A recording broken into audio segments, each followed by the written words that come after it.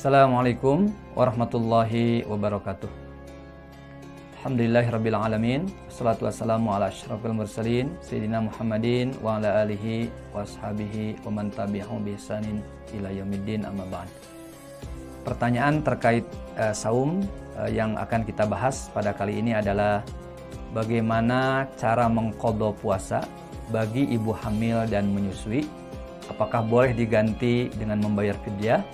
Kalau boleh, berapa besarannya dan kepada siapa fidyah itu diberikan? Sahabat-sahabat yang Allah muliakan, nah yang pertama ada satu hadis yang diriwayatkan oleh Anas bin Malik bahwa Nabi SAW bersabda, Innallaha wada'a anil musafir nisfas salati was sauma wa anil hubla wal murdi. Jadi Allah telah memaafkan setengah salat dari orang musafir. Artinya orang yang sedang bepergian itu dapat keringanan, salat yang 4 rakaat bisa diqashar, hanya dilaksanakan 2 rakaat. Dan Allah juga memaafkan saumnya orang musafir. Itu artinya orang yang sedang bepergian juga diberikan keringanan oleh Allah untuk tidak berpuasa. Dan yang ketiga, Allah memberi kemudahan kepada wanita hamil dan menyusui. Jadi pada prinsipnya wanita yang sedang hamil dan menyusui, apalagi ketika kondisi kehamilannya dan kondisi ketika menyusuinya merasa berat untuk melaksanakan ibadah puasa, apalagi atas rekomendasi dari dokter, maka dia dibolehkan untuk tidak melaksanakan ibadah puasa. Hanya saja para ulama kemudian berbeda pendapat ketika wanita yang hamil atau menyusui ini kemudian dia tidak melaksanakan puasa. Apakah dia harus mengqadhanya, menggantinya di luar Ramadan, ataukah cukup dengan membayar fidyah? Nah, jumhur ulama itu menganalogikan wanita yang hamil dan menyusui seperti orang yang sakit, yang tidak permanen. Karenanya kata jumhur, wanita yang hamil dan menyusui itu mereka harus mengqadha atau mengganti puasanya sejumlah hari yang ditinggalkan di luar Ramadan.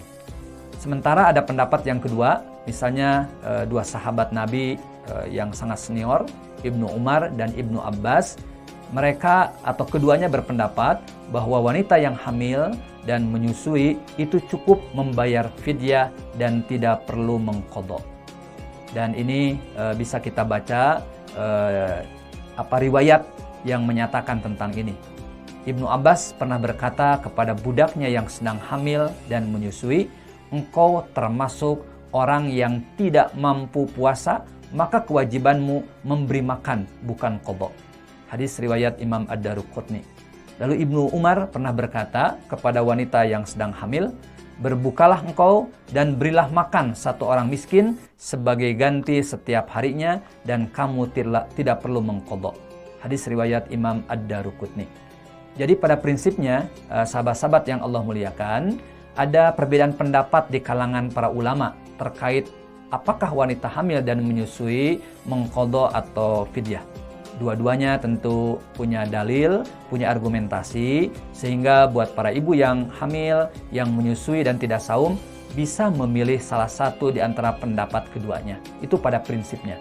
Tetapi secara pribadi saya lebih cenderung untuk mengambil pendapat yang dikemukakan oleh Dr. Yusuf Qaradawi dalam buku beliau Fiqhus Syam. Bukunya sudah diterjemahkan ke dalam bahasa Indonesia. Kata beliau, kita harus melihat situasi atau kondisi wanita hamil dan ibu menyusui itu. Jika wanita hamil dan ibu menyusui itu ketika bulan Ramadan dia tidak puasa dan di luar Ramadan dia punya waktu untuk mengqadhanya, maka Dr. Qaradawi lebih memilih bagi wanita tersebut lebih baik dan lebih utama adalah qadha.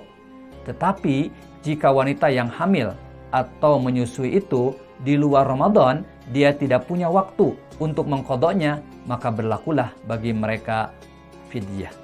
Itu saya kira pendapat yang mungkin bisa mengakomodir kedua pendapat di antara perbedaan pendapat tersebut. Jadi kesimpulannya, jika wanita hamil dan menyusui itu punya kesempatan di luar Ramadan untuk mengqadha, lebih diutamakan untuk mengqadha.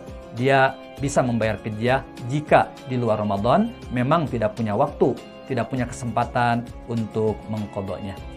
Nah, pertanyaan berikutnya adalah kalau kemudian dia akan membayar fidyah, berapa besarannya dan kepada siapa fidyah itu diberikan? Di dalam Al-Quran surah Al-Baqarah ya 184 dengan tegas Allah Ta'ala berfirman, faman tatawwa'a, di dalam Al-Quran, di dalam ayat tersebut Allah menjelaskan bahwa siapa yang berat untuk melaksanakan ibadah puasa sehingga dia tidak bisa melakukannya, nah maka boleh dia tidak puasa, tapi dengan catatan dia membayar fidyah. Fidyatun ta'amu miskin, yakni membayar fidyah kepada satu orang miskin. Nah, dari ayat ini para ulama kemudian berkesimpulan bahwa jumlah atau besaran fidyah itu adalah setiap hari kita tidak melaksanakan puasa, maka memberi makan kepada satu orang miskin. Nah, tetapi lanjutan ayatnya adalah faman tatawwa khairan fahuwa khairul lah.